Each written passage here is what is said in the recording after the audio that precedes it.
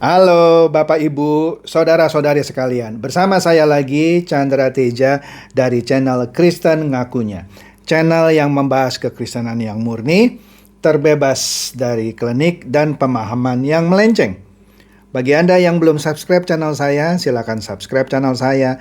Tekan loncengnya agar Anda dapat notifikasi setiap kali saya mengupload video-video saya. Oke, kali ini saya akan lanjutkan lagi mengenai Kristen Persepuluhan. Kali ini kita sudah masuk ke bagian ke-19.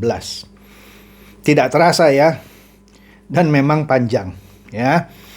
Tapi bersabarlah, karena semakin Anda mengikuti sampai akhir, Anda akan mendapatkan pengertian yang benar-benar komprehensif sesuai dengan buku yang saya tulis ini, yaitu Persepuluhan Masih Relevankah? Oke, kali ini saya akan membahas topik mengenai persembahan persepuluhan yang menghukum. Apa itu? Oke, sebelum saya masuk mengenai persembahan persepuluhan yang menghukum, sekali lagi ya saya jelaskan bahwa saya sedang tidak menganjurkan Anda untuk tidak memberi. Jauh dari maksud saya. Orang Kristen tetap harus memberi untuk pekerjaan Tuhan. Membahas persembahan persepuluhan yang benar bukan berarti mengajarkan Anda untuk tidak memberi untuk pekerjaan Tuhan. Anda tetap harus memberi untuk pekerjaan Tuhan. Tapi pekerjaan Tuhan itu tidak selalu harus melalui gereja. Memang gereja kita tetap harus kita dukung. Tetapi pekerjaan yang kita lakukan di luar gereja itu juga bisa untuk mendukung pekerjaan Tuhan. Oke? Nah, contoh, membayar biaya pengobatan orang tua, anak, suami, atau istri, itu adalah melakukan pekerjaan Tuhan. Kalau Anda tidak bayar biaya pengobatan ibu Anda, siapa yang bayar? Gereja. Ya, berarti orang yang menyumbang, bukan menyumbang ya, memberikan persembahan ke gereja, akhirnya uangnya dipakai untuk melakukan pekerjaan Tuhan, yaitu menyembuhkan ibu atau orang tua Anda dengan cara membayarkan biaya pengobatannya. Iya kan? Nah, daripada orang tua Anda dibayarin gitu ya sama orang lain atau gereja, tapi Anda mampu, kenapa bukan Anda yang melakukan pekerjaan Tuhan itu? Itu contoh sederhana. Demikian juga kalau Anda membayar uang sekolah anak Anda, membayar cicilan rumah atau kontrakan Anda tepat waktu gitu ya. Membayar hutang. Lupakan dulu lah membayar hutang ya. Membayar uang sekolah, bayar cicilan, bayar listrik. Masa Anda utang di situ ya, terus Anda harapkan bantuan orang gara-gara Anda mau taat gitulah ya, karena takut terkutuk membayar persepuluhan. Bukan itu caranya ya. Lanjut. Nah, ini baru seru mengenai persembahan persepuluhan yang menghukum. Ternyata ada sebuah persepuluhan bentuk lain yang dipungut di Israel selain yang diatur oleh hukum Taurat. Padahal sebelumnya Tuhan sudah memperingati mereka untuk menghindari pungutan seperti ini. Nah, ketika mereka melanggar peringatan itu, maka Tuhan membuat mereka menderita di bawah persepuluhan yang ini nih, sebagai hukuman. Meskipun ini adalah persepuluhan perjanjian lama, tetapi selalu saja ada persamaannya gitu ya di gereja sampai sekarang ini. Kisahnya demikian. Di 1 Samuel 8, setelah Samuel menjadi tua, kedua anak laki-lakinya diangkat menjadi hakim atas orang Israel, menggantikan dirinya karena anaknya ya gitu ya. Tapi karena keduanya tidak hidup seperti Samuel yang taat kepada Tuhan, maka semua tua-tua Israel menemui Samuel dan menuntut diangkatnya seorang raja atas mereka. Samuel kesal dan berdoa kepada Tuhan, ya kan? Tuhan tahu ialah sebenarnya yang ditolak menjadi raja atas mereka, ya. Dan Tuhan meminta Samuel memperingati mereka tentang konsekuensi mengangkat raja yang berkuasa atas mereka. Kalau Anda baca di 1 Samuel 8 ayat 11, ayat 15 dan ayat 17, jelas dikatakan di situ bahwa inilah yang menjadi hak raja yang akan memerintah kamu. Dari gandummu, dari hasil anggurmu akan diambilnya 1/10. Ya, saya potong-potong ya. Dan dari kambing dombamu akan diambilnya 1/10 dan kamu sendiri akan menjadi budaknya. Nah, itu hukumannya kalau ngotot mau ngangkat raja ya. Persepuluhan yang seperti ini adalah untuk apa? Untuk perhiasan raja-raja yang berkuasa. Ya, untuk tentaranya, untuk menjaga kekayaannya, dan untuk budak-budaknya di kerajaannya. Kemudian Samuel memperingati mereka lagi. Ada di mana? 1 Samuel 8 ayat 18. Katanya begini, pada waktu itu, sesudah mereka mendapatkan raja gitu ya, kamu akan berteriak karena rajamu yang kamu pilih itu, tetapi Tuhan tidak akan menjawab kamu pada waktu itu. Sudah diperingati ya. Kalau masih ngotot ya begini nanti ya. Sesuai dengan firman Tuhan yang didapatkan oleh Samuel, maksud dari peringatan itu ialah apa? Memberitahu mereka bahwa sebuah mekanisme persepuluhan yang baru, yaitu pajak.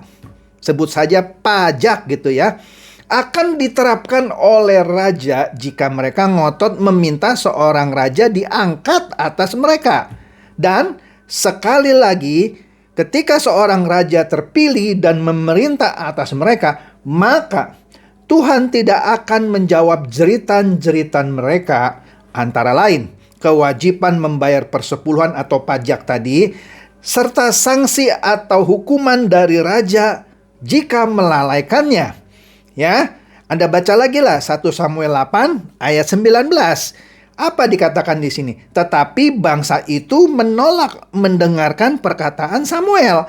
Dan mereka berkata, tidak, harus ada raja atas kami. Ngotot kan orang Israelnya. Oke, akhirnya setelah Samuel lengser, bangsa Israel diperintah oleh seorang raja. Dan inilah yang dimaksud dengan Tuhan sendiri sudah memperingati mereka untuk menghindarinya. Dan ketika mereka melanggar peringatan itu, maka Tuhan membuat mereka menderita di bawah persepuluhan model baru itu sebagai hukuman. Ini tidak mengejutkan. Kenapa? Manusia pada dasarnya masih tetap seperti itu. Seperti yang dapat kita lihat setidak-tidaknya pada abad ke-6. Ya kan? Denominasi gereja yang menempatkan otoritas kerajaan atau negara atas kepemimpinan gereja gitu maksudnya, mengadopsi persepuluhan seperti ini. Kan sudah saya bahas, di mana persepuluhan dipungut oleh negara, ya kan? Nah, di Israel bersama dengan perhiasan ya, lalu bermunculan para selir ya, yang akhirnya menyebabkan kejatuhan Salomo. Ya, jadi Salomo jatuh karena ya kemewahan dan juga munculnya para selir yang akhirnya menjatuhkan Salomo. Anda bisa baca di 1 Raja-Raja 10 ayat 1 sampai 11. Oke, hal ini juga yang berulang di dalam sejarah gereja, dengan terjadinya penyimpangan-penyimpangan seksual terutama di masa-masa kegelapan gereja. Bukan kebetulan jika di gereja-gereja yang mempraktekkan persembahan persepuluhan, tidak sedikit atau bahkan sering memiliki sebuah program pembentukan struktur kekuasaan. Struktur kekuasaan di dalam pikirannya. Ya, menekankan pada kepemimpinan yang hierarkis yang akhirnya sering terjatuh dalam kasus-kasus moral. Struktur yang dibangunnya secara aktif mengundang godaan-godaan ekstra yang akhirnya menjauhkannya dari Tuhan. Iya dong, kalau dia pemimpin, kami yang berhak. atas persepuluhan. Kolekte buat gereja, persepuluhan buat kami gitu. Ya. Makanya persepuluhan itu juga menjadi membuat para pemimpin gereja gelap karena mereka merasa itu punya dia, padahal Alkitab tidak mengajarkan hal seperti itu. Oke? Apa maksudnya semua ini? Artinya akan ada dan selalu tetap ada sebuah persepuluhan yang Tuhan sudah memperingati kita untuk menjauhinya. Persepuluhan yang terbentuk karena mengulangi kesalahan bangsa Israel tadi. Kami perlu raja gitu. Tuhan mengizinkan kesalahan untuk dibuat dan mengizinkannya sebagai hukuman atas ketidaktaatan terhadap suaranya. Sebagian dari penderitaan kita bisa berupa kenyataan hilangnya kesempatan kita untuk memaksimalkan talenta yang sudah diberikan kepada kita. Ya. Nah, ini panjang lagi lah kalau saya mau bahas gitu ya. Nah, di sini sebenarnya intinya adalah saya persingkat saja ya. Talenta yang Tuhan sudah berikan kepada kita ya, sebaiknya itu harus kita pergunakan semaksimum mungkin untuk pekerjaan Tuhan ya. Dan kita masing-masing harus mengembalikan hasil pekerjaan kita kepada Tuhan ketika ya kita sudah mendapatkan hasil dari talenta yang sudah dipercayakan kepada kita ya. Nah, akan tetapi apa yang Tuhan sudah berikan kepada kita dan kita usahakan sehingga menghasilkan hasil, ya betul kita harus kembalikan kepada Tuhan. Ya, dalam hal ini untuk mendukung pekerjaan Tuhan ya, bukan untuk memperkaya pendeta atau untuk memperkaya gembala sidang. Betul harus kita kembalikan, tetapi bukan dengan aturan persepuluhan seperti perjanjian lama. Kan sudah saya bahas ya dari bagian 1 sampai 18. Harusnya sudah ngerti. Ya. Jadi benar kan? Saya bukannya mengajarkan untuk tidak memberi, tetap kita harus mengembalikan ya. Jangan pelit. Ya. Ada beberapa teman saya yang bilang ini, "Pak, pokoknya ketika saya memberikan persepuluhan, itu adalah suatu bentuk ketaatan saya dalam mentaati firman Tuhan." Iya, firman Tuhan yang salah. Kalau Anda mentaati firman yang salah, yang buatan manusia gitu ya. Persepuluhan itu bukan buatan manusia sih, aslinya betul, tapi itu untuk bangsa Israel. Ya sudah, biarkan orang Israel yang melakukan itu. Bukan dibebankan kepada orang Kristen yang memang tidak lagi hidup di bawah kutuk hukum Taurat. Tapi kalau Anda masih ngotot, enggak Pak, itu bentuk ketaatan saya. Ya terserah. Misalnya kalau ada pendeta bilang, Anda kalau berdoa harus menghadap ke utara. Karena sebelumnya misalnya ya, ada di Alkitab kita harus menghadap begini gitu ya. Terus Anda ikuti itu dan Anda bilang sebagai bentuk ketaatan. Ya terserah Anda sih ya. Tetapi itu bukan ketaatan yang sesungguhnya ya. Tapi kalau Anda mau menganggap memberikan persepuluhan itu adalah bentuk ketaatan, bagi saya itu bukan ketaatan yang sesungguhnya. Tetapi jika Anda mengatakan, saya rela memberikan 1/10 dari penghasilan saya untuk taat mengembalikan, saya anggap benar. Karena Anda bukan berbicara mengenai persepuluhan. Anda harus hati-hati. Sekali lagi, saya bukan mengajarkan orang untuk tidak memberi. Kan sudah saya jelaskan, Anda mau memberikan 10%, silakan. Mau berikan lebih dari 10%, puji Tuhan. Tapi kalau nggak ada, mau kasih cuma 5%, nggak masalah. Atau lagi memang nggak ada yang bisa dikasih, ya nggak usah kasih, nggak apa-apa.